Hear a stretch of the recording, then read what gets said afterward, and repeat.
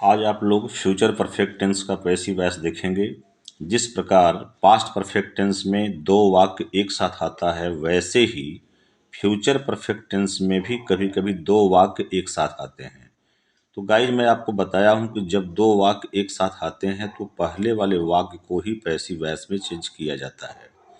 तो यहाँ पर रूल आप देख सकते हैं फ्यूचर परफेक्ट टेंस का कि object plus will shall plus have been plus verb का third form plus by plus yes plus second sentence.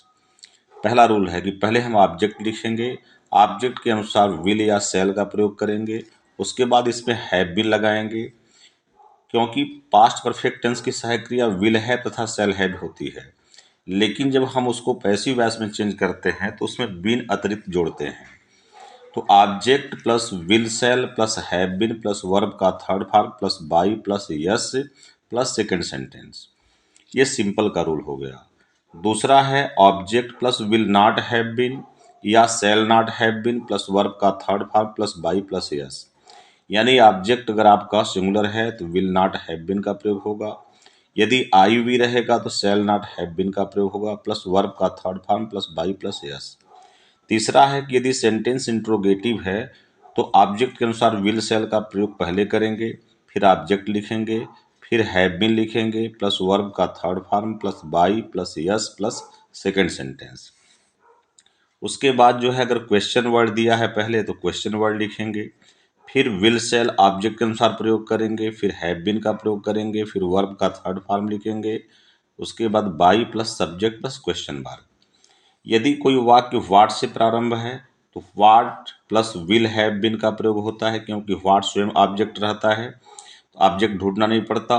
What will have been plus verb का third form plus by plus yes plus question mark.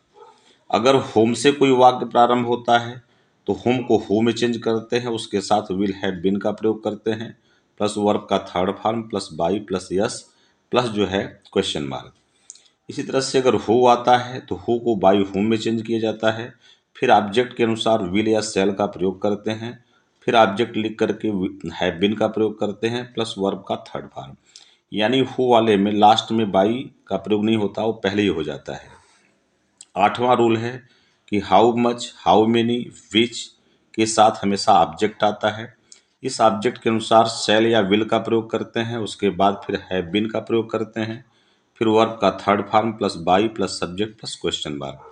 तो इस प्रकार past perfect tense की तरह दो दो वाक्य जब आएंगे तो पहले वाले वाक्य को चेंज करके दूसरे वाले वाक्य को ज्यों का त्यों लिख दिया जाता है। अब इसका एग्जाम्पल भी हम आपको दे रहे हैं, एग्जाम्पल को देखिए। पहला सेंटेंस है कि he will have done this work before he स्लीप्स। यहाँ देख सकते हैं कि दो सेंटेंस है, he will have done this the work before he स्लीप्स। तो हम पहले वाले वाक्य को चेंज करेंगे। पहले वाले वाक्य का देखिए सब्जेक्ट ही है और विल हैव डन जो है ये वर्ब है और ये ऑब्जेक्ट है, तो ऑब्जेक्ट को पहले लाएंगे, द वर्क पहले हो जाएगा, वर्क के हिसाब से विल हैव बीन का प्रयोग होगा, फिर वर्ब का थर्ड फॉर्म, फिर दूसरा सेंटेंस लिख देंगे।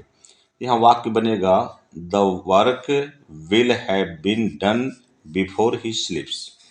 इस तरह से दूसरा वाक्य है नेगेटिव का, I shall not have brought the vegetables. The vegetables इधर आ जाएगा ऑब्जेक्ट रूप में, the vegetables will not have been brought by मी।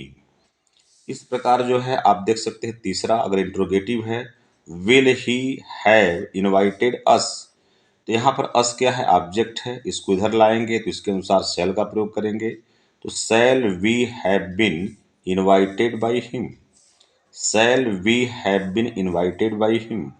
इसी तरह से इंट्रोगेटिव सेंटेंस अगर है, व्हाट वाई से शुरू है तो पहले वाई से है तो इसको पहले रखेंगे। यहाँ पर देखिए ही सब्जेक्ट है, डन जो है वर्ब है, दिस वर्क ऑब्जेक्ट है, तो दिस वर्क को इधर लाएंगे तो उसके हिसाब से विल का प्रयोग करेंगे, तो why will this work have been done by him, why will this work have been done by him. अगर कोई सेंटेंस व्हाट से प्रारंभ होता है तो देखिए what will he have completed, तो व्हाट के साथ सीधे विल हैव बीन का प्रयोग हो जाता है, what will have been completed by him.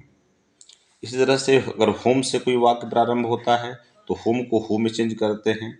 यहाँ पर सी जो है सब्जेक्ट है, कॉल्ड वर्ब है, तो हम पहले whom के स्थान पे who लिखेंगे, तो who will have been called by her। सी जो है उधर जाएगा तो हर हो जाएगा। इसी तरह से कोई वाक्य जो है हु से प्रारंभ होता है तो हु को बाई हुम में चेंज किया जाता है। जैसे who will have beaten the boys, यहाँ हो जाएगा by whom will the boys have been beaten. इसी तरह से लास्ट वाला सेंटेंस है how much milk will she have drunk, तो हाउ मच के साथ ऑब्जेक्ट आया हुआ है, या मिल्क क्या है, ऑब्जेक्ट है। तो आप देख सकते हैं कि how much milk will have been drunk by her, how much milk will have been drunk by her. इस प्रकार आज बॉयस का क्लास समाप्त हो रहा है। बॉयस की क्लास में मैंने present indefinite, continuous, present perfect और उसके बाद past indefinite, past continuous tense, past perfect और फ्यूचर के दो वाक्य को, पास्ट फ्यूचर इंडेफिनिट और फ्यूचर परफेक्ट को बनाया, जिसमें 4 सेंटेंस आपके चलन में नहीं है। आजकल उसका पैसिव वॉइस नहीं दिया जाता, एग्जाम में नहीं आता, तो उसको मैं बाद में दे दूंगा। हालांकि अगर आप चाहें तो प्रेजेंट परफेक्ट कॉन्टिन्यूअस टेंस को बदलने के लिए सब रूल वही है, जहां पर आप हैव बीन का प्रयोग करते हैं उसके बाद बीइंग जोड़ देंगे, माने उसमें जो आईएनजी आता है उसके लिए बीइंग लगा करके वर्ब का थर्ड फॉर्म लिखेंगे, तो प्रेजेंट परफेक्ट टेंस को भी आप चेंज कर सकते, प्रेजेंट परफेक्ट कॉन्टिन्यूअस टेंस को भी चेंज कर सकते हैं। उसी प्रकार से जो सेंटेंस नहीं बनने वाला है तो उसकी सहायक क्रिया के बाद उसमें बीइंग जोड़ करके बनाया जाता है, क्योंकि जितने भी प्रेजेंट परफेक्ट कॉन्टिन्यूअस टेंस होते हैं या पास्ट परफेक्ट कॉन्टिन्यूअस टेंस होते हैं, सब में आईएनजी फॉर्म आता है और समय दिया रहता है। तो आईएनजी के लिए सब नियम वही रहेगा, जो पास्ट परफेक्ट का है वही नियम रहेगा, सिर्फ उसमें बीइंग लग जाएगा। तो इस प्रकार आप जो है फ्यूचर परफेक्ट टेंस के पूरे रूल को आप देख लिए होंगे, इसके हिसाब से आप बनाने का प्रयास करेंगे। यदि ये वीडियो आपको पसंद आया होगा तो सब्सक्राइब कीजिएगा, लाइक कीजिएगा, हम लोग बहुत मेहनत करते हैं। कल से मैं अब अगला जो क्लास है कल से स्टार्ट करूँगा नरेशन का। नरेशन का जो बैच कल से स्टार्ट होगा। अब कल से मैं नरेशन के बारे में आपको बताऊँगा। Thanks, okay.